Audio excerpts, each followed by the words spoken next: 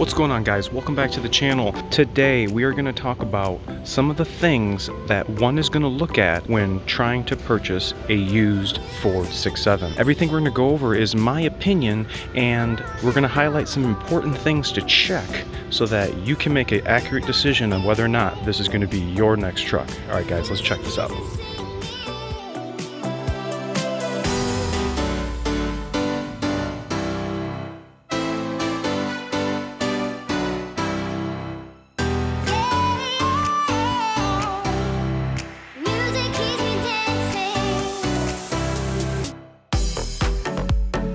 Alright guys, thanks so much for coming back tonight. We have one of our used vehicles, and this is, like I said, something that I get asked about a lot. What do you look for when buying a used Super Duty? I'm glad this worked out how it did, because this is one of our used vehicles. However, this particular candidate is a middle-of-the-road vehicle that you're going to find. This unit is a 2016, has 107,000 miles on it, and you guys can see it looks like it's in pretty decent shape. However, when looking at these trucks, you kind of want to step back and let your excitement go that you want this so bad and really see what we're working with. Now, the reason why this would be a middle-of-the-road vehicle, one, the age, the mileage, and obviously the condition.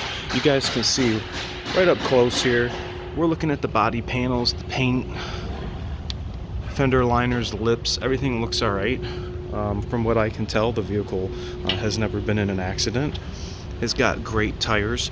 So when thinking about getting one of these trucks, I want you guys to get a list, get you a piece of paper, and we're gonna write down some of the key points to look for on these 6.7s. So when you first walk up to the truck, the first appearance, the first contact with the vehicle is something you want to notice. Now, depending whether or not this is going to be at a dealership or if this is going to be a private seller on the side of the road or what have you, your question to yourself is, one, am I going to have somebody breathing down my neck?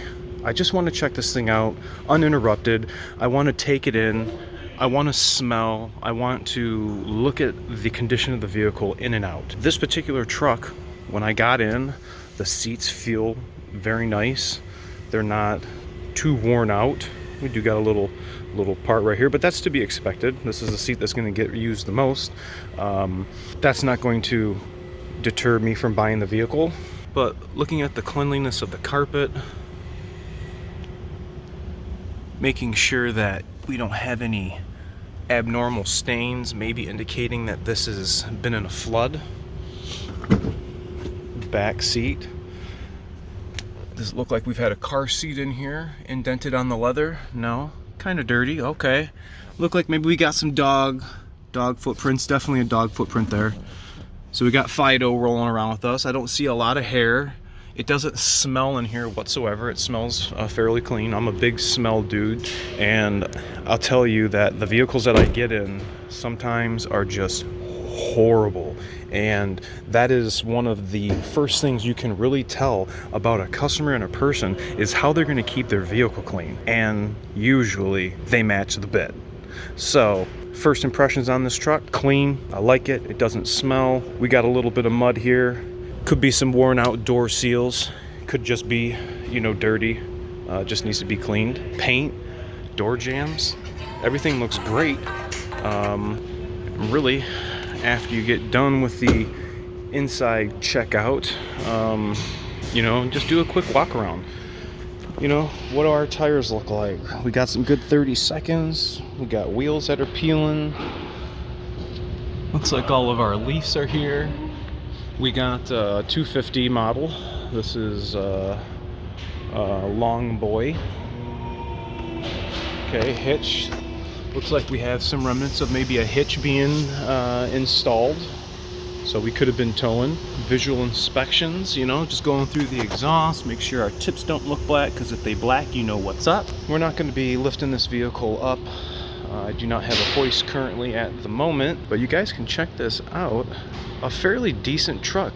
To get to the meat and potatoes of everything, we want to see what's under the hood. What is the condition under the hood? Very dirty. A lot of people do not keep up on the underhood cleanliness, and that's to be expected. People forget about it.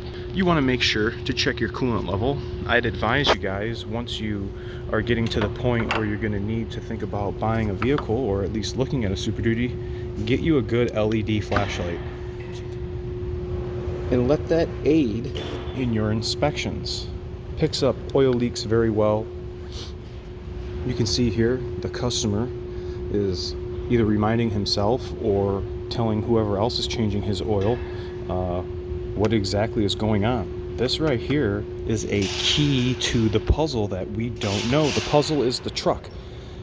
This is part of the puzzle. This is going to tell us, guys, that whoever owned this vehicle was cognitive about their maintenance, cognitive about what they're using, what they're telling who's changing their oil, whether it's him or an oil change place.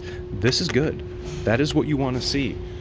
Same thing with the fuel filter. The individual wants to know the maintenance of when they are doing the filters, and it's crucial to know that, especially when you're buying a used vehicle. There's so many unknowns, and to know the vehicle is being taken care of, that is going to solidify your decision in whether or not you purchase this truck.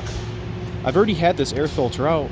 The customer wrote with a black magic marker the mileage and the date he replaced it. But if you don't want to take the air cleaner lid out, this is a easy way to check. And I was showing you guys in DS's truck's maintenance video. I'll put a link in the description. I go over a lot of the good maintenance points to take care of your trucks. But I show you the air filter gauge restriction on how it actually works, and I actually sucked it closed so that you can see the yellow go down and indicating to you visually that it's time to change the air filter. So far, what do you guys think? Would you guys buy this truck? Do you guys feel comfortable with what you see? I know the inside, I mean, we can't really, check that as well as we are wanting to check the engine and said other components. But let's go down underneath here and take a look at the underside. We haven't checked anything out. Okay, I don't know. It just looks dirty. Let's see if I can zoom out here, because this isn't going to be conducive to what we want to see. Get you something to lay on and go underneath the truck. I don't see any dirt or oil per se. I do see, look like maybe at some point in time it had leaked some oil. But here's some orange on the lower radiator hose. Okay, so we possibly could have a coolant leak. I see, let's see if I can turn this around. I see possibly, yes, possibly, a water pump leak. You guys can see the aluminum right there, which is classic, dripping on the lower radiator hose and, leaking down. Looks like maybe the guy's never changed his belt. Looking at his suspension, maybe take a look at the U-joints. Does it look like dude's been lubricating his front axle shaft U-joints? Again, I'll put a link to that in the description about adding grease to the front 4x4 axle shaft U-joints. Some of the things that we also want to find out is if these things spin freely, these front hub lockouts, oh my gosh, effortless. That's what you want. And also make sure that they're in the auto. Hope this individual didn't make the mistake of driving around with those in the locked position. We don't need to be spinning all that extra weight up here in the front when we're not utilizing the 4x4 mechanisms and gears and drivetrain up there. Check this side. Okay, a little tougher. Nothing that I would be requesting it to be replaced. We just need to remember to turn these back and forth during our oil change so that we can keep those free, because when we need it the most, because we haven't used it, they're going to be locked up. We don't want that to happen. Go around, make some more inspections. We got OE fuel cap. Okay, our tether's busted. Looks like he's been careful pouring. I don't see any staining of dried DEF, so that's good. I want to point out something. I don't know if you guys know about this. This is on all of Ford's trucks. And if you guys didn't know, check this out.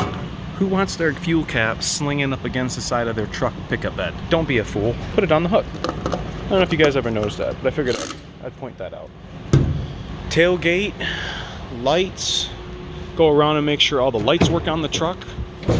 All the features that the truck came with, make sure they work. This one doesn't have the fat man step. If it did, you want to make sure that works. We don't have any bed lighting. Looks like we put some tie downs here in the front of the bed. For the most part, it looks good. Tailgate, bottom of the tailgate, not rotted out at all. I like it. For you guys who want to add the DRW running light on your 11 through 16 model, just like I did on my 2020, make sure to check that video out. I'll make a link in the description for that as well. I left the part numbers and wiring pigtail, so you guys can add that DRW running light. Moving to the passenger side of the truck, step bars, just as the driver's side. That one's obviously going to get used more aesthetically. Just make sure your chrome's not peeling. That might be a deal breaker for some. Some may not like these and take these off and want to get some amp steps. So that is, going to be your choice. All right, since we're not lifting the truck up, we'll get the creeper out and my light. We're going to roll under this thing. I want you guys to take note of everything that is going to be on this truck. One, if this doesn't have the emissions, depending on where you are, what you're going to have to deal with. I have seen leaks at the transfer case output shaft seal. Come back over here. Okay, we got, I don't know, is this a lower oil pan leak maybe? Could be. Okay, we're using Napa filters. At least the guy's changing his oil, so that's really all I care about at this point. When buying a used vehicle, because if the dude hasn't changed it, well, you guys know what we're going to be doing. Valve cover, head area, that looks good. Transpan area. Make sure to check out my maintenance playlist so you guys can check the interval out for when I recommend doing a drain and fill and replacing the filter. But the bolts and everything look absolutely immaculate. Drive shaft area looks alright. That double cardan joint, don't look too bad. This one, don't look too bad. Downpipe, everything looks original. Heat shield, we start seeing these get all nasty, but there's nothing really you're gonna do about that. Midship bearing, that looks okay. Make sure that doesn't have a bunch of play in it. Sometimes I see this connection get all rotted out. You can see that one's about to get nastified, and if that busts, then you're going to have a loud air rushing noise from this gap. So just make sure that these aren't, all nasty, and continue to the rear of the vehicle. Make sure your shocks aren't leaking. We don't have it on the hoist, so right now, you want to check them with the weight of the vehicle and make sure you don't see anything leaking. So that is how we are sitting right now. Doesn't look too bad. Again, this connection here is going to be the same as this one here. Just make sure that's not rotted out. Sometimes we see the seal right here leak. That looks good. Just getting a different viewpoint from standing up and checking it out. The vehicle is equipped with the spare tire, so some of them don't have that. Some people take it off and forget about them. Doesn't look like our trailer hitch wiring is messed with. That looks good. So, got our hitch, our spring shackles.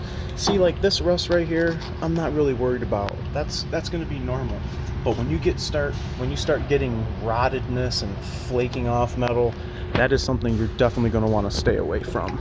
But overall, I think the underside of this truck and even that body is in really, really good shape for a 2016. One of the next most important things is locating the owner's manual literature. It's so important, and so much so that this is really all I care about. They do not put this in the newer trucks. Every diesel now, I feel, should have a diesel supplement to the owner's manual. Maybe we need to put together a PTT diesel supplement that we can put into the owner's manual, highlighting my recommendations for maintenance and my way to take care of your 6.7. I don't agree with some of the things that the owner's manual says. However, those recommendations are by Ford Motor Company. Looks like everything is here. Got tire care guide, stuff about Super Duty for quick reference back in 2016. Even has this to clean the infotainment screen. That usually gets lost and you don't ever see that no more. If you want your serious, still got an unopened bag of license plate bolts. This truck, guys, has got it all. If anybody is going to want to find a used Ford 6.7, please reference this video and write down some good notes when going out, some key points when going to check your potential new vehicle. Quick look at the tires, quick look for any oil leaks, your air filter, condition of the engine. Lay underneath and possibly, depending on your rims, you'll be able to see through. Can we see it at all? Barely. Check the brakes. Sometimes you can lay underneath there and see how thick the actual pads are and deduce whether or not, if you get this truck, you're going to have to put brakes on it. Brakes are a big ticket item on these, especially if you got to do four-wheel brakes. You're looking at an easy $800,000 if you're coming to a repair facility such as this. Big boy truck parts, big boy cost, a lot of labor. Sometimes being in the Rust Belt, things don't want to come off as they were to be expected and requiring a little more work. I just want you guys to use this video to familiarize yourself with what to do when making a very important decision buying a used Ford truck. Tell me what you guys think about this in the comment section below. I know I'm going to get roasted because I probably forgot some other key points, but just quickly, I wanted to go around and tell you guys, or bring to your attention, some of the things really quick that you can check when buying your used Power Stroke. Make sure to like, comment, sub, share. Drop down in the comments and tell me what you think. Did you buy a used Power Stroke? Did you buy it from a used dealer? Did you buy it from a private owner? Tell me about it, and then maybe we can get you on the podcast and talk about your experience with owning, driving, buying one of the best trucks on the road. Thanks so much, guys. We'll see you later.